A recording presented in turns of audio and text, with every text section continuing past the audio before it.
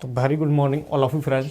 ये रही आपकी विसर्ग संधि से संबंधित कुछ आज महत्वपूर्ण चर्चा करेंगे। किस पर? विसर्ग संधि पर। तो यहाँ पर जो विसर्ग संधि है, इसकी जो सबसे साधारण जो परिभाषा क्या है, तो विसर्ग के पश्चात स्वर या व्यंजन वर्ण आए। विसर्ग के पश्चात जो स्वर या व्यंजन वर्ण आते हैं और परिवर्तन किसमें होता है? व्यंजन यानी विसर्ग में परिवर्तन होता है।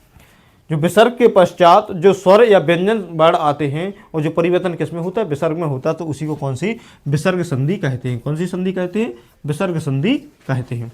जैसे नमा प्लस ते, नमा प्लस ते, यहाँ पर क्या है? नमा प्लस ते, यहाँ पर विसर्ग लगा। विसर्ग के बाद में कोई भी स्वर या व्यंजन आए तो जो परिवर्तन होना वो किसमें होना है? विसर्ग में होना है। तो नमा प्लस ते बराबर क्या होगा? नमस्ते। क्या होगा? नमस्ते। अब विसर्ग का काय में यानी सा में परिवर्तन हो गया। जैसे निहि प्लस चल, तो क्या बनेगा? निश्चल। क्या बनेगा? निश्चल। निहि प्लस चल बराबर क्या बनेगा? निश्चल। क्या बनेगा? निश्चल। विसर्ग का यहाँ पर काय में सा में परिवर्तन हुआ है।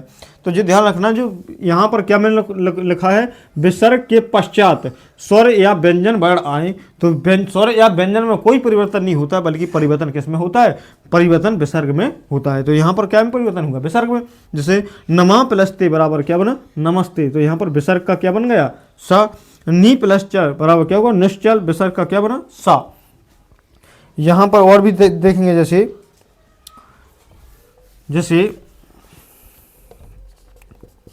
नी प्लस कपट, नी प्लस कपट बराबर क्या बनेगा? निष्कपट। क्या बनेगा? नी प्लस कपट बराबर विसर्ग का काय में सा में परिवर्तन होगा। नी प्लस कपट बराबर क्या बनेगा? निष्कपट। क्या बनेगा? अब विसर्ग का यहाँ पर जो विसर्ग था यहाँ पर क्या बन गया? सा में परिवर्तन हो गया। तो नी प्लस कपट बराबर क्या बना? निष्कपट। क्या बना? निष्कपट। और जैसे नी प्लस फल, नी प्लस फल बराबर क्या बनेगा? क्या बनेगा? निष्फल। क्या बनेगा? निष्फल। क्या बनेगा? निष्फल। नी प्लस फल बराबर क्या बनेगा? निष्फल। और दु प्लस करम, दु प्लस करम, तो यहाँ पर भी विसर्ग का काय में सा में परिवर्तन हो जाए। दु प्लस करम बराबर क्या बनेगा? दुष्कर्म। क्या बनेगा? दुष्कर्म। तो यहाँ पर नी प्लस फल बराबर क्या बनेगा? निष्फल। और दु प्लस कर्म बराबर क्या बनेगा? दुष्कर्म। क्या बनेगा? दुष्कर्म। अब जो परिवर्तन हो रहा है अपना, वो किस में हो रहा है? विसर्ग में। तो जो विसर्ग के बाद कोई भी भिन्न स्वर आए, परिवर्तन किस में होना है? विसर्ग में ही होना है। तो नी प्लस फल बराबर क्या बनेगा? निष्फल। और दु प्लस कर्म बराबर क्या बनेगा? दुष्कर्म। और नी प्लस कपट बराबर क्या बनेगा? निष्कपट। और ज़्यादातर जो परिवर्तन जो एग्जाम्पल हैं इसी प्रकार के पूछे जाते हैं।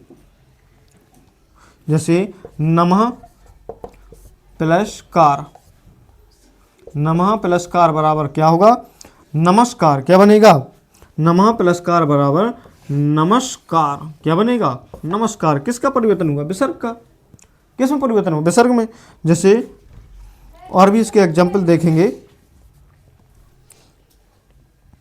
जैसे मना प्लस रथ, ये सबसे ज्यादा पूछे जाने वाला। विसर्ग का यहाँ पर काय में ओ में परिवर्तन हो रहा है। मना प्लस रथ बराबर क्या बनेगा? मनोरथ। क्या बनेगा? मनोरथ। मना प्लस रथ बराबर क्या बनेगा अपना? मनोरथ। क्या बनेगा? मनोरथ। और भी यदि इसके एग्जाम्पल एक आध दो और होंगे तो इसमें देखेंगे अपन। तो यहीं पर अपन क्लास को समाप्त करते हैं। कौन सा? मना प्लस रथ बराबर मनोरथ। इतना ध्यान रखना, जो परिवर्तन विसर्ग के पश्चात कोई स्वर या व्यंजन वर्ण आए तो परिवर्तन किस में होना है? परिवर्तन केवल विसर्ग में ही होता है, अन्यथा नहीं होता। जैसे नमः प्लस कार बराबर क्या बना? नमस्कार। विसर्ग का क्या बन गया? आदर्शा। इसी प्रकार से मना प्लस रथ बराबर क्या बना? मनोरथ। यहाँ पर विसर्ग का क्या में परिवर्तन हुआ? ओ में। किस में परिवर्तन हुआ? ओ में। तो thank you, watch for you video, please subscribe now. मिलते हैं नेक्स्ट वीडियो इसी प्रकार के इंटरेस्टिंग वीडियो के साथ। Thank you. जय हिंद, वंदे मातरम।